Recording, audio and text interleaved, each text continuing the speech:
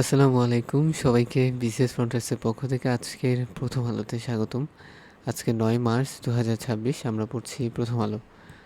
তো প্রথমে একটা বিষয় বলে রাখি যে আমি যে কলমটা ব্যবহার করতাম ওটা আজকে পাচ্ছি না, তো আপনাদের হয়তো একটু অ্যাডজাস্ট করতে কষ্ট হতে পারে। তো আজকের জন্য বিষয়টা একটু বিবেচনায় নেবেন।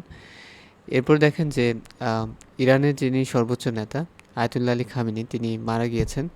এখন দ্বিতীয় পরবর্তী কে নেতা হবেন এই বিষয়টি নিয়ে হচ্ছে আপনার ইরানের যে এক্সপার্ট কমিটি রয়েছে তারা সিদ্ধান্ত নিয়েছে, এবং আলী খামেনির ছেলে মোস্তফা খামেনি হয়তো হচ্ছে আপনার ইরানের সর্বোচ্চ নেতা হিসেবে মনোনয়ন পাবে। এই বিষয়টা খুব আলোচনায় রয়েছে। আর যদি মোস্তফা খামেনি হচ্ছে আপনার দায়িত্ব পায়, তবে দেখা যাবে যে যুদ্ধ সংখ্যার সৃষ্টি হয়েছে এটি আরও বাড়তে পারে। কারণ ট্রাম্প প্রশাসন চাচ্ছে যে আপনার ইরানে হচ্ছে নতুন একটা সরকার ব্যবস্থা বা পাপেট গভর্নমেন্ট হচ্ছে তারা এস্টাবলিশ হচ্ছে করতে চায়। তারপর দেখেন যে মধ্যপ্রাচ্যে সংকটে আমাদের দেশের মূল্যস্ফীতি কিন্তু বাড়তে পারে। গত হচ্ছে আপনার সরকারের সময় যে মূল্যস্ফীতি ছিল, এখন বর্তমান যে অবস্থা, বর্তমানে প্রায় ৯% হচ্ছে ছাড়িয়ে গেল। তো গতবার আমরা দেখেছি যে অন্তর্বর্তীকালীন সরকারের সময় প্রায় ৮% সামথিং এরকম ছিল, এখন সেটি বাড়ছে। এই যে ব্যাপারটা, এটা কিন্তু আমাদের যে জীবনযাত্রার মান সেটাতে বড় একটা প্রভাব কিন্তু ফেলবে। এরপর দেখেন যে নিশানায় হচ্ছে ইরানের তেল স্থাপনা। যুক্তরাষ্ট্র এবং ইসরায়েল প্রথম দিকে শুধুমাত্র হচ্ছে ইরানের যে সামরিক স্থাপনাগুলো ছিল সেগুলোই হামলা চালিয়েছে, কিন্তু এখন দেখা যাচ্ছে যে ফুল স্কেল একটা হচ্ছে ওয়ার কিন্তু হচ্ছে চলছে। তো ইরানের হচ্ছে যে তেল স্থাপনা রয়েছে সেখানে হচ্ছে আপনার হামলা চালানো হয়েছে, এবং দেখতে পাচ্ছেন যে ইরানের জ্বালানি ডিপোতে হামলার পর নালায় ছড়িয়ে পড়া তেলে আগুন জ্বলছে শনিবার রাজধানী তেহরানে। এবং এই ৯ দিনের যুদ্ধে আপনার ইরানে প্রায় ১৩৭৩ জন মানুষ হচ্ছে মারা গিয়েছে। ইসরায়েলে নিহত হয়েছে ১১ জন এবং মার্কিন সেনা নিহত হয়েছে ৬ জন। তারপর লক্ষ্য করেন ইরান কিন্তু থেমে নেই। ইরানও হচ্ছে আপনার বিভিন্ন জায়গা হচ্ছে পাল্টা হচ্ছে আক্রমণ চালাচ্ছে। যেমন হচ্ছে কুয়েত বিমানবন্দর, জ্বালানি ডিপো, নিরাপত্তা ভবনে হচ্ছে ইরানও হামলা চালাচ্ছে। মূল্যস্ফীতির ধাক্কায় বিশ্ব অর্থনীতি পুনরুদ্ধার বাধাগ্রস্ত হতে পারে। আপনারা জানেন যে করোনা আমাদের সবার জীবন থেকে কিন্তু ১ বছর কেড়ে নিয়েছে, এবং করোনার পর যে অর্থনীতি যেভাবে আহ, ভাঙতে শুরু করেছে, এরপর রাশিয়া ইউক্রেন যুদ্ধ, এগুলো কিন্তু পুরো বিশ্বের যে রাজনৈতিক কাঠামো সেটিকে কিন্তু প্রভাবিত করেছে, এবং অর্থনীতিও এর সাথে কিন্তু প্রত্যক্ষভাবে জড়িত। তো আন্তর্জাতিক মুদ্রা তহবিলের ব্যবস্থাপনা পরিচালক ক্রিস্টালিনা হচ্ছে জর্জিয়েভা শুক্রবার বলেন, জ্বালানির দাম ১০% বেড়ে যদি ১ বছর স্থায়ী হয় তবে বিশ্বজুড়ে মূল্যস্ফীতি হচ্ছে কিন্তু অনেক হচ্ছে বেড়ে যাবে। তো আপনারা একটু মনে রাখবেন যে আইএমএফ এর ব্যবস্থাপনা পরিচালক হচ্ছে ক্রিস্টালিনা জর্জি এভা, এই নামটা মনে রাখতে। তারপর একটু লক্ষ্য করেন যে অভিমত বিশ্লেষণ কলামে একটি বিষয় এসেছে, বৈশ্বিক শক্তির পূর্ণ বিনাশে বাংলাদেশ কোথায় দাঁড়িয়ে।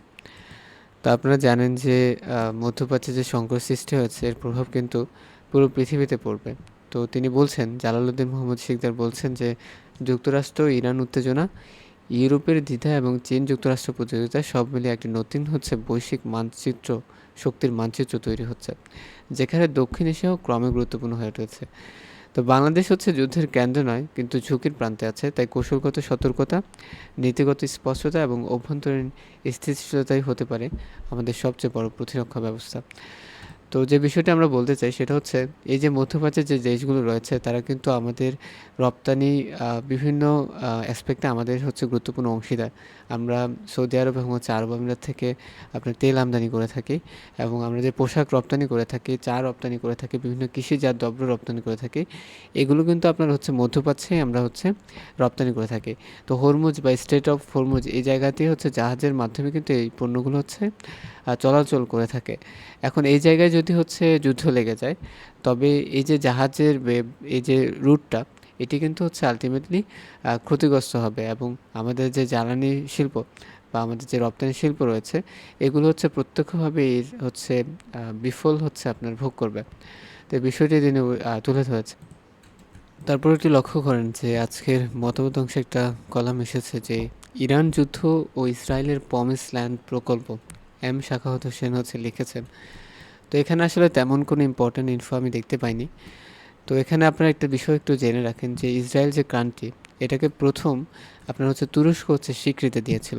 এরপর ১৯৫০ সালে আপনার হচ্ছে ইসরায়েলকে স্বীকৃতি দেয় হচ্ছে ইরান। তো তৎকালীন আর কি ইরান যখন হচ্ছে ইসলামিক প্রজাতন্ত্র স্ট্যাবলিশড তখনও হয়নি। তো 1979 সালে হচ্ছে আপনার ইসলামিক প্রজাতন্ত্র এবং হচ্ছে ইসলামিক বিপ্লবের ফলে ইরানের যে শাসন ব্যবস্থা সেখানে কিন্তু বড় ধরনের পরিবর্তন আসে। তো আমরা আজকে রাতে হচ্ছে আমাদের চ্যানেলে একটা ভিডিও দেব, যেখানে আমি কিছু অ্যানিমেশন হচ্ছে আপনাদেরকে দেখাবো যে ইরান আসলে কতটা শক্তিশালী। এবং ইরানের আপনারা জানেন যে নিউক্লিয়ার ওয়েপন নেই, তবে তাদের যে মিসাইল ক্যাপাসিটি বা ক্যাপাবিলিটিস রয়েছে সেটি কিন্তু অত্যন্ত অ্যাডভান্সড। তো এই বিষয়গুলো নিয়ে আজকে রাতে হচ্ছে একটা ভিডিও আসবে। তারপর দেখেন যে আন্তর্জাতিক অংশে একটা বিষয় এসেছে যে তেহরানের বাসিন্দাদের নির্ঘুম রাত, শান্তির প্রেসিডেন্ট হতে চেয়ে কেন যুদ্ধের পথে হাঁটলেন ট্রাম্প। তো আপনারা হয়তো অনেকেই মনে করে থাকেন যে ইসরায়েল এর জন্য হচ্ছে ইরান একটা বড় হুমকি হয়ে যেতে পারে যদি হচ্ছে আপনার ইরান তাদের যে নিউক্লিয়ার ক্যাপাসিটি বা নিউক্লিয়ার সক্ষমতা সেটি হচ্ছে তৈরি করতে পারে। তো এটা সত্যি কথা, তবে এখানে মধ্যপ্রাচ্যে যে ডিস্টাবিলাইজেশন বিষয়টা, এটা আসলে অনেকগুলো অ্যাসপেক্টের সাথে জড়িত। আপনারা জানেন যে সৌদি আরব এই কান্ট্রিটা কিন্তু হচ্ছে আপনার ইরান থেকে অনেক বেশি হচ্ছে বড়, এবং এই কান্ট্রিটার কিন্তু কোনো নিউক্লিয়ার হচ্ছে ক্যাপাসিটি হচ্ছে নেই।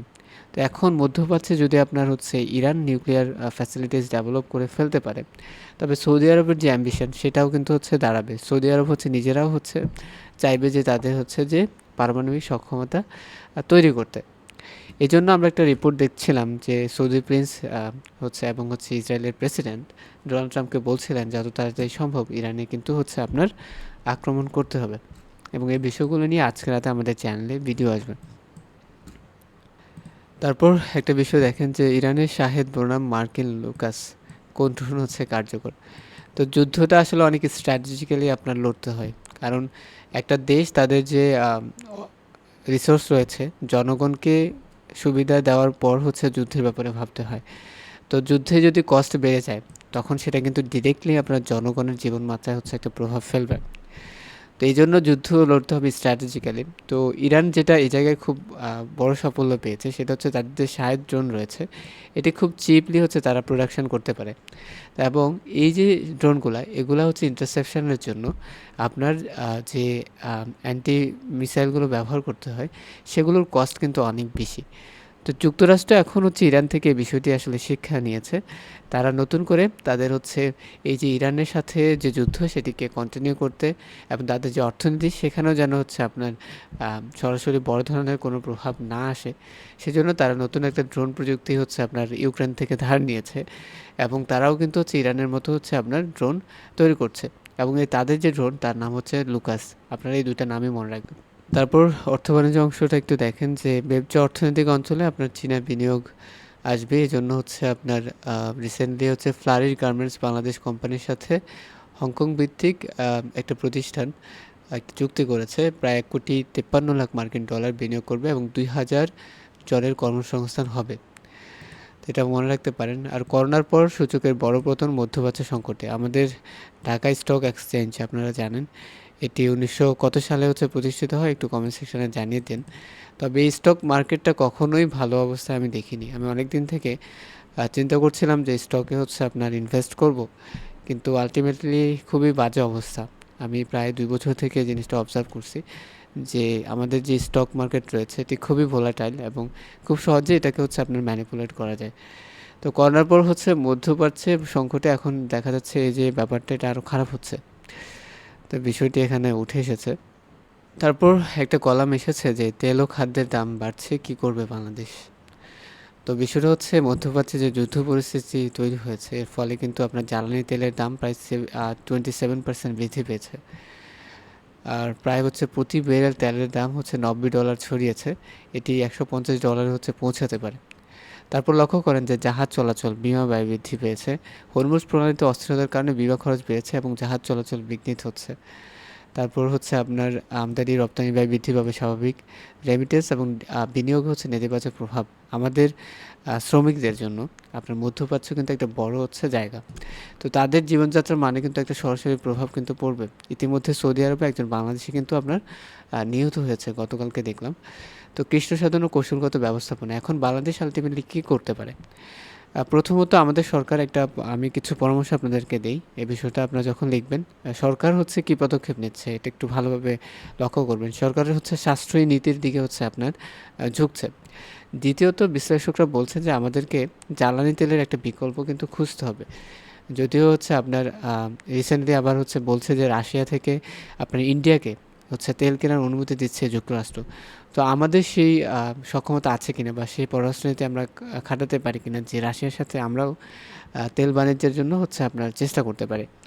এরপর দেখা যেতে পারে আপনার হচ্ছে আমাদের দেশে যে রিসোর্সগুলো রয়েছে, একজন বিশ্লেষক বলছিলেন যে আমরা আসলে আমদানি নির্ভর অর্থনীতিতেই পছন্দ করি, কিন্তু আমাদের দেশে অনেক গ্যাস খাত রয়েছে যেগুলো এখনও কিন্তু অনুসন্ধান করা হয়নি। তো এই যে ব্যাপারগুলো আমাদের যে রিসোর্সগুলো রয়েছে সেগুলো অনুসন্ধানকে আপনার সরকারকে ভালোভাবে পদক্ষেপ নিতে হবে। তো এই ছিল আমাদের আজকের প্রথম আলো। তো আপনারা যারা যারা ভিডিওটি দেখেছেন অবশ্যই হচ্ছে লাইক, কমেন্ট এবং হচ্ছে সাবস্ক্রাইব করবেন। দেখা হচ্ছে পরের কোনো ভিডিওতে। সেই পর্যন্ত ভালো থাকবেন, সুস্থ থাকবেন। আসসালামু আলাইকুম।